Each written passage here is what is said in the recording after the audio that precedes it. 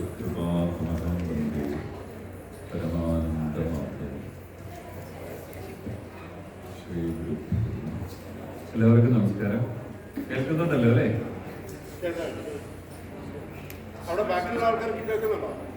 കേൾക്കാമോ? കേൾക്കാമോ? കേൾക്കണമെങ്കിൽ ഇങ്ങനെ എടുക്കുമായിരുന്നു.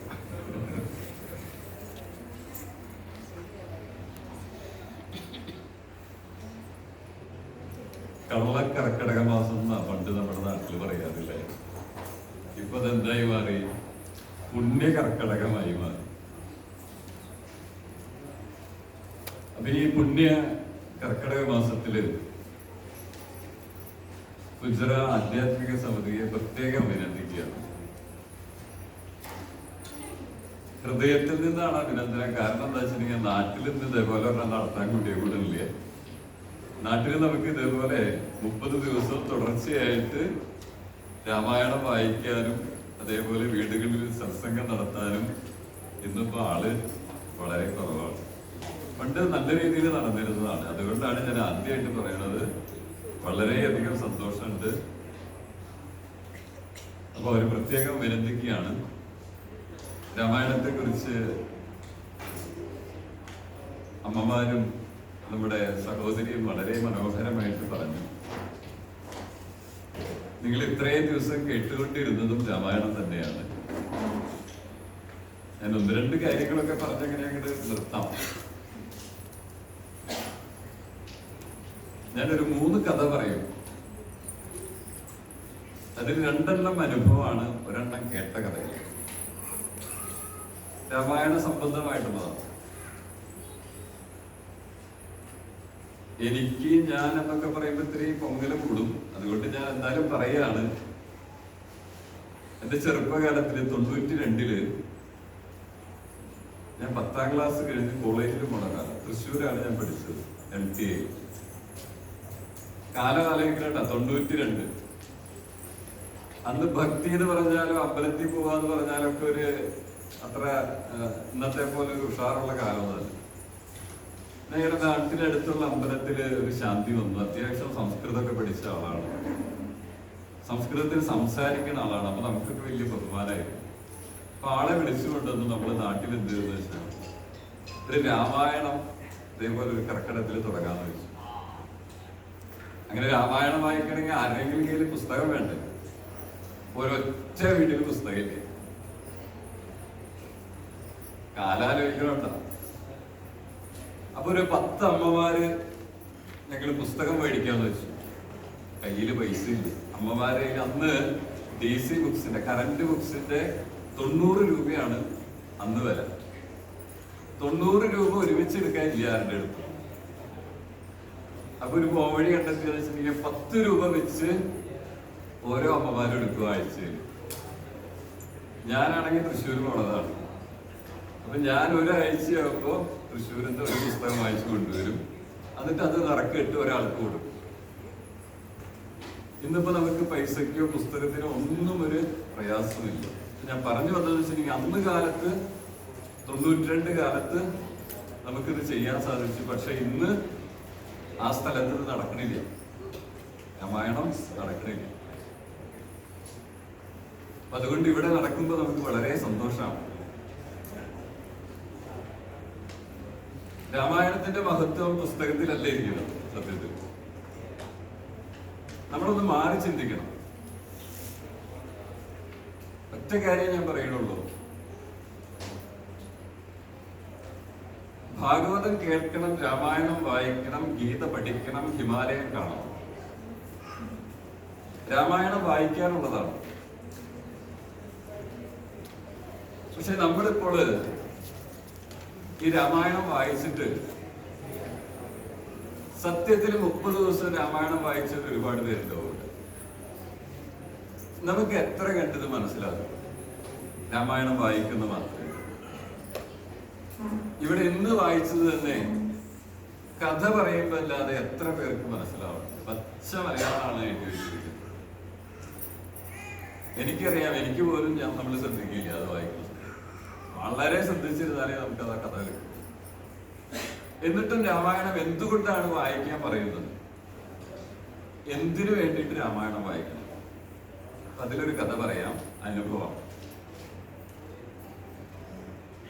3-ാം ക്ലാസ്സിൽ പഠിക്കുന്ന ഒരു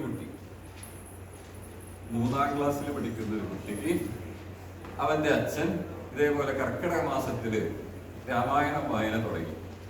എല്ലാ ദിവസവും രാമായണം വായിക്കും.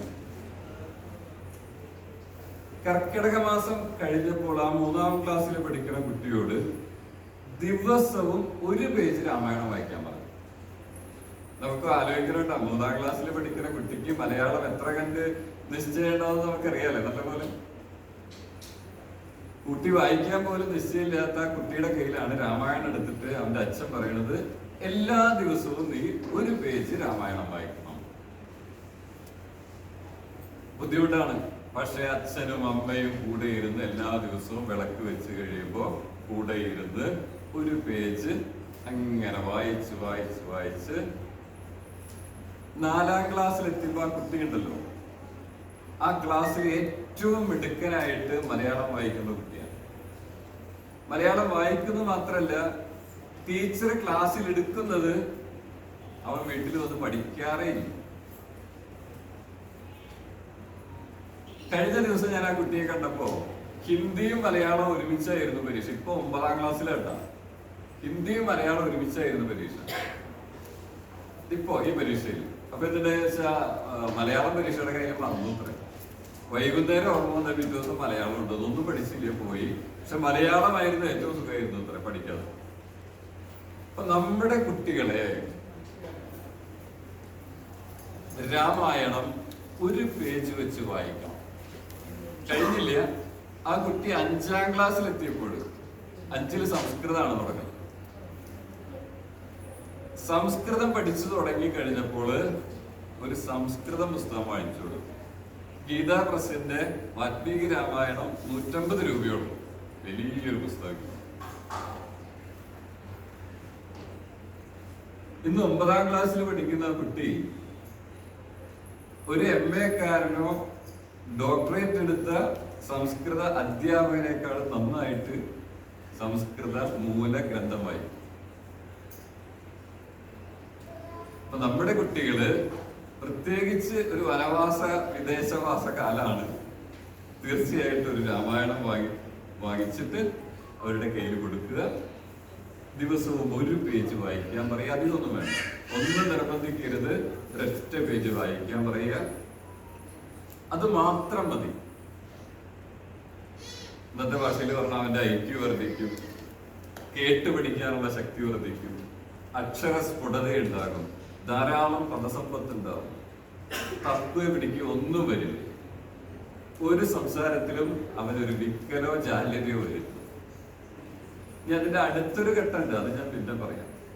നമുക്ക് എപ്പോഴും ഫലത്തിനോടാണ് എപ്പോഴും ആഗ്രഹം. എന്താണ് കിട്ടുക, ഇത് ചെയ്ത് എന്ത് ലഭിക്കും. അപ്പൊ ആദ്യത്തെ ഫലമാണിത്. നമുക്ക് ഭൗതികമായിട്ട് വേണ്ട ആദ്യത്തെ ഫലം, അത് കിട്ടും. ഇനി അടുത്തൊരാളുടെ കഥ പറയാം. ഇതും എന്നോട് നേരിട്ട് പറഞ്ഞ ഒരു കഥയാണ്. എന്റെ വീട് തൃശ്ശൂരാണ്, കൊടകരയ്ക്ക് അടുത്താണ് എന്റെ വീട്. കൊടകരയിൽ ഒരു പ്രശസ്തനായ ഒരു ഡോക്ടറുണ്ട്, പേര് ഞാൻ പറയണില്ല. സ്വദേശം വെള്ളാങ്കല്ലൂരാണ്, ക്ലിനിക്ക് കൊടകരയാണ്. അപ്പൊ ഡോക്ടർ ഒരു ദിവസം പറഞ്ഞു, സംസാരത്തിനിടയിൽ പറഞ്ഞതാണ്, ഞാൻ എന്തെങ്കിലും കാര്യത്തിൽ അവിടെ ചെന്ന് അവിടെ പിടിച്ചിരുത്തി വർത്താനം പറയും. അതിനിടയിൽ പറഞ്ഞത് പണ്ടത്തെ ഡോക്ടറുടെ കാലം പറയാണ്. ഇപ്പൊ ഏകദേശം ഒരു 65-70 വയസ്സായിട്ടുണ്ട് ഡോക്ടർ. ഡോക്ടർ പഠിക്കുന്ന കാലത്ത് പണ്ടത്തെ ഒരു നായർ തറവാടാണ്. സന്ധ്യയായി കഴിഞ്ഞാൽ, വിളക്ക് വെച്ച് കഴിഞ്ഞാൽ രാമായണം വായിക്കണം. അതെങ്ങനെ വായിക്കണം എന്നറിയോ? അടുക്കളയിൽ അമ്മ നിൽക്കുന്നുണ്ടാവും സന്ധ്യക്ക്, ഉമ്മറത്തിരുന്ന് രാമായണം വായിക്കണത് അടുക്കളയിൽ ഇരുന്ന് അമ്മ കേൾക്കണം. അമ്മ കേട്ടില്ലെങ്കിൽ അന്ന് ചോറില്ല. അന്ന് കാലത്ത്, ഇപ്പോ ഒരു 65-70 വയസ്സായിട്ടുണ്ട്. കാലം ഏതാണെന്നും കൂടി നമ്മൾ ആലോചിക്കണം. കൂട്ടി എഴുതാനും കൂട്ടി വായിക്കാനും അറിയാവുന്ന വളരെ വിരളം ആളുകളുള്ള ആ കാലത്താണ് ആ രാമായണം വായിച്ച കുട്ടി ഡോക്ടറായി തീർന്നത്. അപ്പൊ രാമായണത്തിൽ ഇതൊക്കെ അനുഭവം. അപ്പൊ രാമായണം ഇനി നമ്മൾ വേണ്ടത് വായിക്കുന്നതോടൊപ്പം ഇതിന്റെ ഉള്ളിലേക്ക് ഇറങ്ങിച്ചെല്ലാൻ അടുത്ത വർഷം നമ്മുടെ ഇവിടുത്തെ ആധ്യാത്മിക സമിതിക്ക് കഴിയണം. ഓക്കെ, നമ്മൾ വായിച്ചു, എത്രയോ വർഷങ്ങളായിട്ട് വായിക്കുന്നു. എന്താണ് ഉള്ളിലേക്ക് ഇറങ്ങിച്ചെല്ലേണ്ടത്? ഞാൻ നിങ്ങൾക്ക് ചില ഇന്നത്തെ ഭാഷയിലെ ക്ലൂകൾ തരാം, ചില നിർദ്ദേശങ്ങൾ തരാം. അടുത്ത വർഷം നമ്മളിത് ചെയ്യലോടൊപ്പം തന്നെ ഇപ്പൊ ആ കുട്ടി പറഞ്ഞതുപോലെ അല്ലെങ്കിൽ അമ്മ പറഞ്ഞതുപോലെ ചെറിയ ചെറിയ വിചാര സത്രങ്ങള് ഓരോ ദിവസവും വെക്കും. രാമായണത്തിലെ അടിസ്ഥാനമാക്കി വിവിധങ്ങളായ വിഷയങ്ങളെ സംബന്ധിച്ച് ഓരോ ദിവസവും ചിന്തനം ചെയ്യണം. 3 രാജ്യങ്ങളുടെ അല്ലെങ്കിൽ 3 കുടുംബങ്ങളുടെ കഥയാണ് പ്രധാനമായിട്ടും രാമായണത്തിൽ പറയുന്നത്. ഒന്ന് അയോധ്യ, മറ്റൊന്ന് കിഷ്കിന്ധ, മറ്റൊന്ന് രാവണന്റെ ലങ്ക. 3 കുടുംബങ്ങൾ അല്ലെ? സൂര്യവംശം, വാനരവംശം, അസുരവംശം. നോക്കൂ, ഞാൻ അതിലൊരു ചെറിയൊരു കാര്യം പറഞ്ഞു നിർത്താം. നമ്മളെല്ലാവരും കുടുംബമായിട്ട് ജീവിക്കുന്നവരാണ് അല്ലെ? മുത്തശ്ശൻ, മുത്തശ്ശി, അച്ഛൻ, അമ്മ, സഹോദരന്മാര്, സഹോദരിമാര്. നോക്കൂ, രാമന്റെ കുടുംബം നോക്കൂ, 4 സഹോദരന്മാര് അല്ലെ? അച്ഛന്റെ വാക്കിന് വേണ്ടിയിട്ട്, വാക്ക് പാലിക്കാൻ വേണ്ടി മൂത്ത മകനായ രാമൻ കാട്ടിൽ പോയി അല്ലെ? ഭരതനും ശത്രുഘ്നനും ലക്ഷ്മണനും ചേട്ടന്റെ അതേ പാത പിന്തുടർന്നു അല്ലെ? ഒരാൾക്കും എതിരഭിപ്രായമില്ല. ആ സൂര്യവംശം ലോകം മുഴുവൻ അറിയപ്പെട്ടു, ഖ്യാതി നേടി. അപ്പുറത്ത് നോക്കൂ, കിഷ്കിന്ധയിലൊരു വംശം ഉണ്ടായിരുന്നു അല്ലെ? വാനരവംശം. എന്തായിരുന്നു സ്ഥിതി? 2 ചേട്ടനനിയന്മാർ അല്ലെ? ചേട്ടൻ മരണപ്പെട്ടു അല്ലെ? കാരണം എന്താ കാരണം നമുക്കറിയാം, ഞാൻ അതുകൊണ്ട് പറയുന്നില്ല. ഇനി അപ്പുറത്ത് വേറൊരു വംശം ഉണ്ടായിരുന്നു അല്ലെ? ലങ്കയിൽ രാവണൻ. എത്ര? രാവണൻ, വിഭീഷണൻ, കുംഭകർണൻ, ഒരാളും കൂടി ഉണ്ടല്ലോ, ശൂർപ്പണഖ. 4 തരത്തിലായിരുന്നു അല്ലെ? എന്തായി അവരുടെ കുടുംബം? മുച്ചൂടും നശിച്ചു. ഇതാണ് രാമായണത്തിൽ പറയുന്നത്. ഇതുപോലെ ഇനി അമ്മമാരുടെ കാര്യം എടുക്കൂ. കൈകേയി എടുക്കൂ, കൗസല്യ എടുക്കൂ, സുമിത്ര എടുക്കൂ, അപ്പുറത്ത് താര എടുക്കൂ, രൂപയെ എടുക്കൂ. ഓരോന്നും എടുത്ത് അപഗ്രഥിക്കൂ. ഇങ്ങനെ നമ്മൾ അടുത്ത വർഷത്തില്,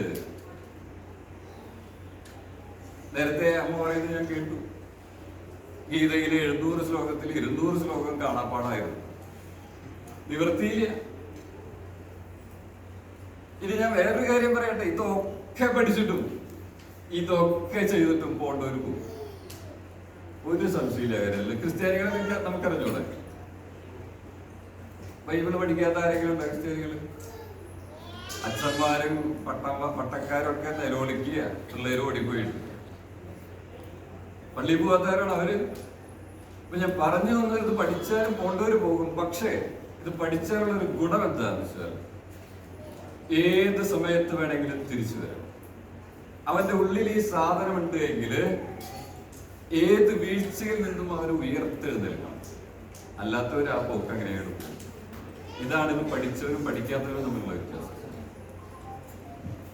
അപ്പൊ പറഞ്ഞു വന്നത്, ഇനി ഒരു കഥയും കൂടി ബാക്കിയിട്ട് അവ രാമായണം അടുത്ത വർഷം ആധ്യാത്മിക സമിതി ചെയ്യുന്നത് മാത്രയില് നമ്മുടെ കൊച്ചുമക്കളെ മുഴുവൻ ഇതിന്റെ സാരത്തെ മനസ്സിലാക്കാവുന്ന തരത്തില് നമ്മൾ ഒന്നുകൂടി ബുദ്ധിമുട്ടി ചെറിയ ചെറിയ നോട്ടുകൾ ഉണ്ടാക്കി അവരെ ഏൽപ്പിക്കുക. അവരത് വിപുലീകരിക്കട്ടെ, എന്നിട്ട് സംസാരിക്കട്ടെ, കുടുംബത്തിൽ ഇത് ചർച്ച ചെയ്യട്ടെ. ഒരുമിച്ചിരുന്ന് അച്ഛനോട് ചോദിക്കുക, ആരാണ് ഈ മന്ദര, ആരാണ് കൈകേയി, ആരാണ്? അവരും അന്വേഷിക്കട്ടെ. ഇന്നിപ്പോ എന്താ ബുദ്ധിമുട്ട് കണ്ടെത്താനായിട്ട്? എല്ലാം നമ്മുടെ മുൻപിലുണ്ട്. ചോദിക്കൂ, കണ്ടെത്തൂ, എന്നിട്ട് അത് എല്ലാവർക്കുമായിട്ട് പങ്കുവയ്ക്കൂ. അടുത്ത വർഷം അങ്ങനെ മാറണം. രാഷ്ട്രീയം പറയാന്ന് വിചാരിക്കരുത്. നരേന്ദ്രമോദി എങ്ങനെയാണ് ഈ 14 വർഷം കൊണ്ട് ഭാരതത്തെ മാറ്റിമറിച്ചത്? ചില ചട്ടക്കൂടുകളെ പൊളിച്ചിടണം, ചില മാമൂലുകളെ മാറ്റിവെക്കണം, എന്നാലേ ഉയരാൻ പറ്റുള്ളൂ. അപ്പൊ അതുകൊണ്ട് നമ്മളിവിടെ ആ പിന്തുടർന്ന പാത, ഓക്കെ, ഞാൻ പറഞ്ഞല്ലോ 92-ൽ ഞാൻ തുടങ്ങിയതാണ്. പാരായണം മാത്രമാകരുത്, മറിച്ച് ഒരു വിചിന്തനം കൂടിയും അടുത്ത വർഷം നമ്മൾ ആരംഭിക്കണം. അടുത്തൊരു കഥയാണ് തുളസീദാസ്, ഭക്തകവി, രാമചരിതമാനസത്തിന്റെ തുളസീദാസ്. തുളസീദാസ് രാമന്റെ വലിയ ഭക്തനായിരുന്നു. ഭക്തി എന്ന് പറഞ്ഞ തുളസീദാസിനെ പോലെ മറ്റൊരു ഭക്തനില്ല. അത് ഭാര്യ പറയുന്നുണ്ട്,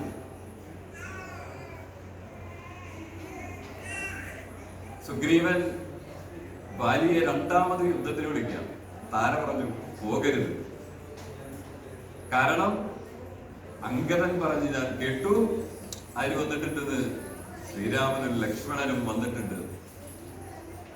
അപ്പൊ ബാലി പറഞ്ഞൊരു വാക്കുണ്ട്, ശ്രീരാമചന്ദ്രൻ ഭഗവാൻ മഹാവിഷ്ണുവിന്റെ അവതാരമല്ലേ, എന്നേക്കാളും ഭക്തി ആർക്കാണ് രാമചന്ദ്രനോടുള്ളത്?